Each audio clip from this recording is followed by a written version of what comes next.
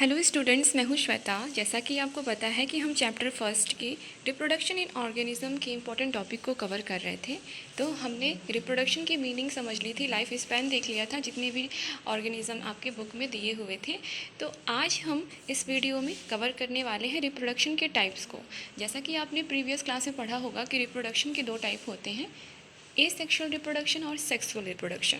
तो आज इस वीडियो में हम पढ़ने वाले हैं एसेक्सुअल रिप्रोडक्शन को, और उसके कुछ सब इम्पॉर्टेंट जो टाइप्स हैं उसको भी हम देखने वाले हैं। तो चलिए स्टार्ट करते हैं। तो बच्चों चलो मैं फिर से आपको एक बार रिप्रोडक्शन का डेफिनेशन बता देती हूँ कि किसे कहते हैं, रिप्रोडक्शन क्या होता है, इसकी परिभाषा क्या होती है।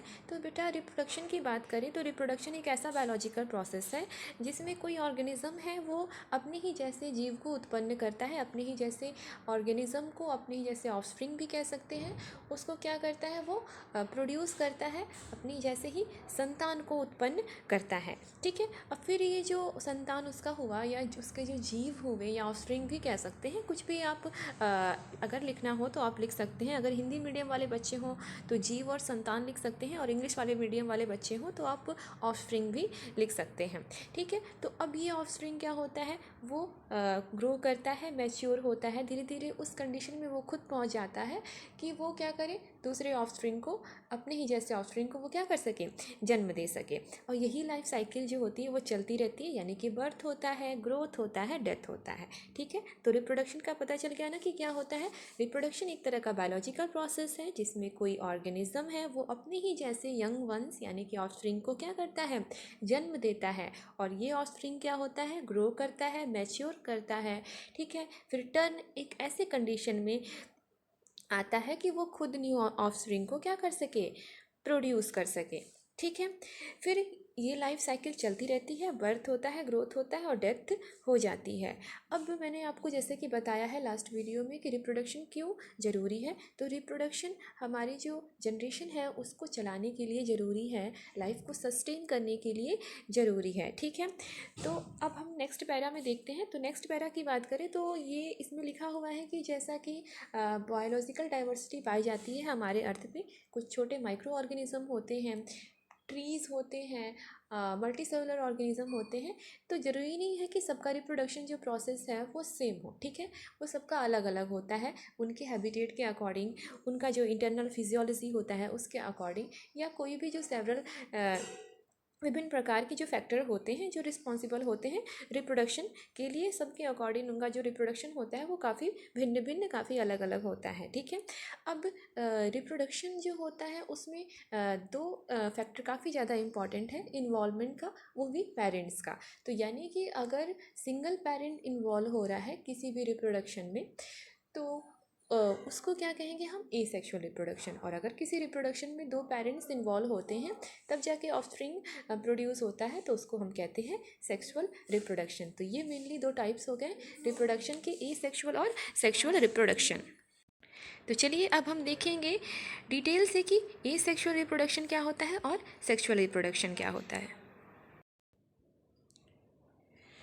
तो बच्चों एसेक्सुअल रिप्रोडक्शन की बात करें तो in this method a single individual parent is capable of producing offspring, यानी कि एक ही सिंगल पेरेंट जो होता है वो, उसका ही इन्वॉल्वमेंट काफ़ी होता है वो किसी भी ऑफस्प्रिंग को जन्म देने के लिए।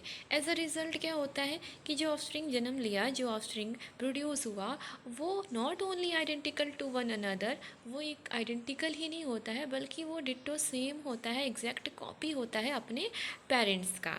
अब इसी जो आपका ऑफस्प्रिंग है वो सिमिलर हुआ, मॉर्फोलॉजिकली सिमिलर हो गया, जेनेटिकली सिमिलर हो गया, तो उसके लिए एक टर्म यूज़ किया जाता है जो कि है क्लोन। यानी कि कोई भी अगर ऑर्गेनिज्म है वो मॉर्फोलॉजिकली और जेनेटिकली सिमिलर हो इंडिविजुअल से, तो उसी को हम कहते हैं क्लोन। तो एक बार फिर से एसेक्सुअल रिप्रोडक्शन में बता दूं कि एक ऐसा मेथड है जिसमें सिंगल पेरेंट्स का इन्वॉल्वमेंट होता है। ठीक है, सिंगल पेरेंट का इन्वॉल्वमेंट होता है किसी भी प्रोड्यूस करने के लिए ऑफस्प्रिंग को, और उसका रिजल्ट क्या होता है कि जो ऑफस्प्रिंग होता है वो प्रोड्यूस होता है not only identical but also exact copy of their parents. ठीक है, अब उसके लिए एक टर्म यूज़ किया जाता है कि जो है क्लोन। क्लोन क्या होता है कि मॉर्फोलॉजिकली और जेनेटिकली जो सिमिलर होते हैं ऑफस्प्रिंग, अपने पेरेंट्स से, उन्हीं के लिए हम क्लोन वर्ड का यूज़ करते हैं।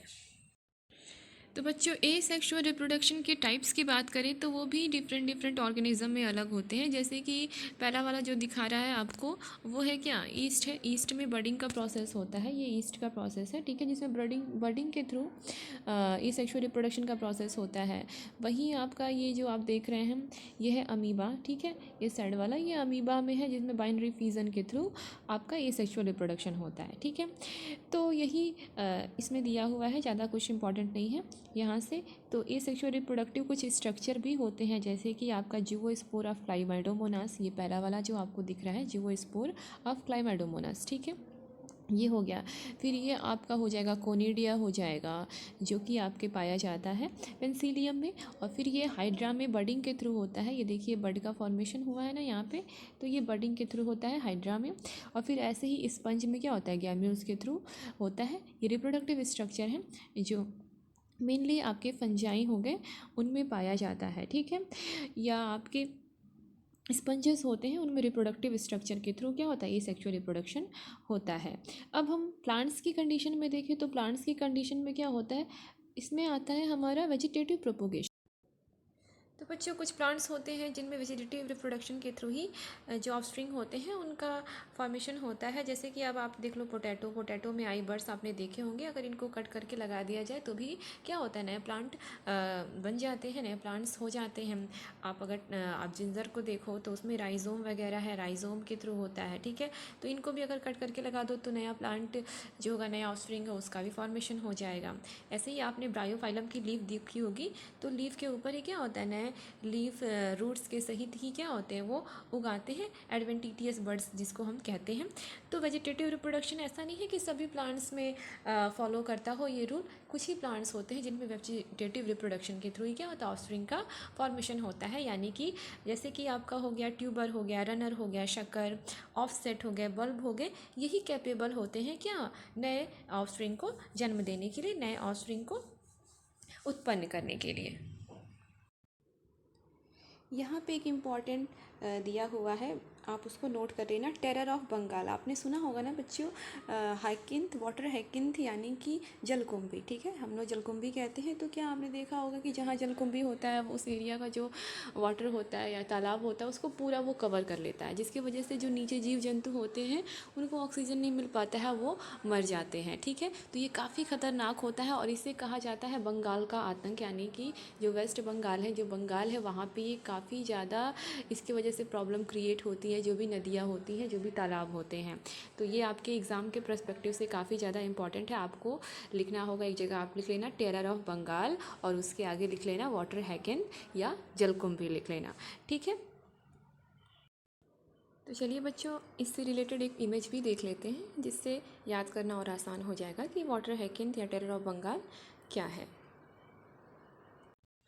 तो देखिए बच्चों, ये है टेरर ऑफ बंगाल यानी कि वाटर हैकिंथ, जिसको बंगाल का आतंक कहते हैं और इसको हम जलकुंभी के नाम से भी जानते हैं।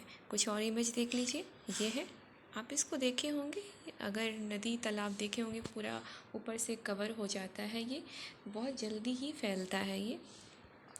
एक ये भी है, ठीक है। तो इसी को कहते हैं टेरर ऑफ बंगाल। तो बच्चों, आज का क्वेश्चन ऑफ द डे है कि जैसा कि आपको पता है there are various types of reproduction. तो क्वेश्चन ये है कि the type of reproduction adopted by an organism depends on, your option is the habitat and morphology of the organism. B है आपका morphology and physiology of the organism, C है morphology of the organism, या D है the organism habitat physiology and genetic makeup. तो आपको इसका answer करना है कमेंट बॉक्स में कि कौन सा ऑप्शन करेक्ट है। तो मिलते हैं नेक्स्ट वीडियो में। Thank you so much.